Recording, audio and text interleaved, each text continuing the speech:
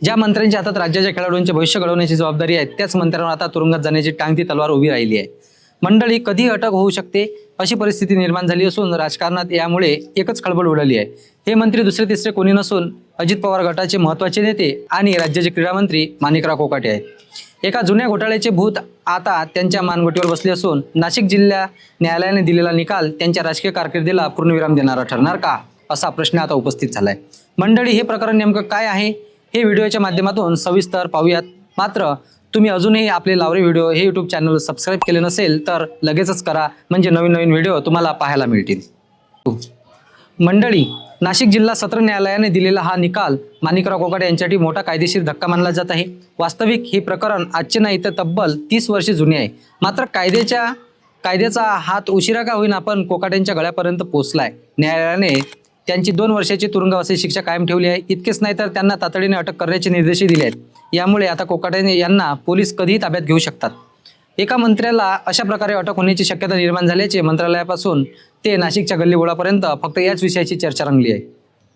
आता प्रश्न पडतो की नक्की हे प्रकरण काय आहे, तर हे प्रकरण आहे सदनिका घोटाळ्याचे। 30 वर्षापूर्वी नाशिकमधील उच्चभ्रू मानल्या जाणाऱ्या कॅनडा कॉर्नर भागातील निर्माण व्ह्यू नावाचे अपार्टमेंट उभे राहिले। या इमारतीमध्ये मुख्यमंत्री कोट्यातून अल्प उत्पन्न गटासाठी काही सदनिका राखीव होत्या। माणिकराव कोकाटे यांनी स्वतःसह त्यांचे भाऊ विजय कोकाटे आणि इतर 2 साथीदारांच्या नावाने या सदनिका मिळवल्या होत्या। मात्र या सदनिका मिळवण्यासाठी त्यांनी सादर केलेली कागदपत्रे बनावट असल्याचा आरोप झाला होता। गरीब आणि गरजू लोकांसाठी असलेल्या घरांवर डल्ला मारण्याचा हा गंभीर आरोप सिद्ध झाल्याने आज त्यांच्यावर ही नामुष्की उडवलेली आहे। या संपूर्ण प्रकरणाचा पर्दाफाश केला होता तो दिवंगत तुकाराम दिघोळे यांनी। कोकाटे यांनी सत्तेचा गैरवापर करून ही घरे लाटल्याची तक्रार त्यांनी जिल्हा प्रशासनाकडे केली होती। तेव्हापासून हा लढा न्यायालयात सुरू होता। प्रथम वर्ग न्यायालयाने जेव्हा या प्रकरणात कोकाटेंना दोषी ठरवून 2 वर्षाची शिक्षा सुनावली तेव्हा त्यांनी त्या निकालाला जिल्हा सत्र न्यायालयात आव्हान दिले होते। त्यांना वाटले होते की तिथे दिलासा मिळेल, पण झाले उलटेच। जिल्हा न्यायालयाने कनिष्ठ न्यायालयाचा निकाल केवळ कायमच ठेवला नाही तर कोकाटेंना कोणताही दिलासा न देता अटकेचे आदेश दिले। माणिकराव कोकाटे यांचा राजकीय प्रवास नेहमीच वादांच्या भोवऱ्यात राहिला आहे। हे काही पहिल्यांदा घडलेले नाही की त्यांचे मंत्रिपद धोक्यात आले आहे। यापूर्वी जेव्हा ते राज्याचे कृषी मंत्री होते तेव्हा राज्याच्या विधिमंडळात एक धक्कादायक प्रकार घडला होता। अधिवेशन सुरू असताना आणि राज्याच्या प्रश्नांवर चर्चा होत असताना कोकाटे चक्क मोबाईलवर रमी खेळताना कॅमेऱ्यात कैद झाले होते। तो व्हिडिओ सोशल मीडियावर प्रचंड व्हायरल झाला होता आणि विरोधकांनी त्यांच्या राजीनाम्यासाठी रान उठवले होते। त्या एका चुकीमुळे त्यांना आपले महत्त्वाचे असे कृषी मंत्रिपद गमावे लागले होते, बरोबर। मंडळी, त्यावेळी उपमुख्यमंत्री अजित पवार यांनी कोकाटेंची बाजू सावरण्याचा प्रयत्न केला होता। कृषी मंत्रिपद काढून घेतले तरी त्यांना मंत्रिमंडळाकडून दच्चू न देता त्यांच्याकडे क्रीडा खात्याची जबाबदारी सोपवली होती। मात्र आता परिस्थिती बदललेली आहे। रमी खेळणे ही एक नैतिक चूक होती, पण सदनिका घोटाळा थेट कायदेशीर गुन्हा ठरलाय।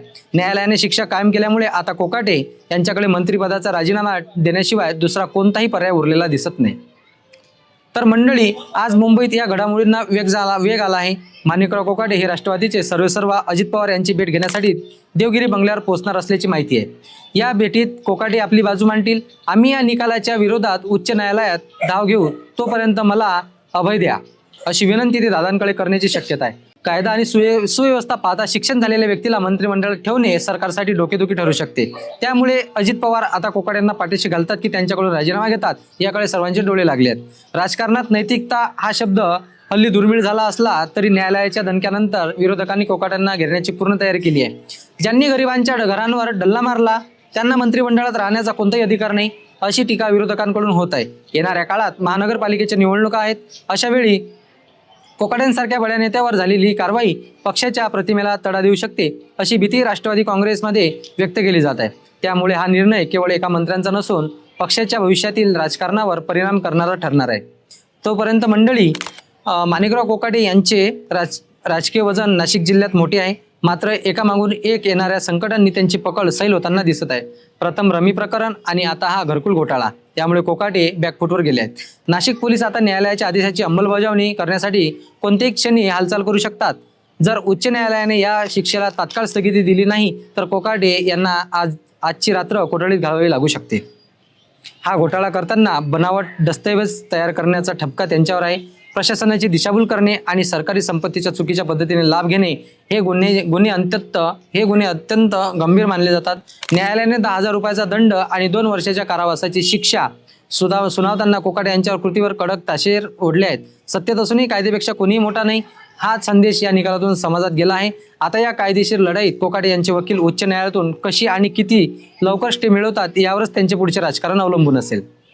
माणिकराव कोकाटे यांच्या कुटुंबासाठी हा काळ कठीण आहे, कारण त्यांचे भाऊ विजय कोकाटे यांनाही याच प्रकरणात 2 वर्षे शिक्षा सुनावण्यात आली आहे. एकाच घरातील 2 व्यक्ती आणि त्यातही राज्याचे मंत्री अशा प्रकारे संकटात सापडल्याने त्यांच्या समर्थकांमध्ये चिंतेचे वातावरण आहे. कोकाटे समर्थकांनी मात्र हा राजकीय सूडबुद्धीने केलेला प्रकार असल्याचे म्हटले आहे. अजित पवार यांच्यासाठी ही स्थिती इकडे आड तिकडे विहीर अशी झाली आहे.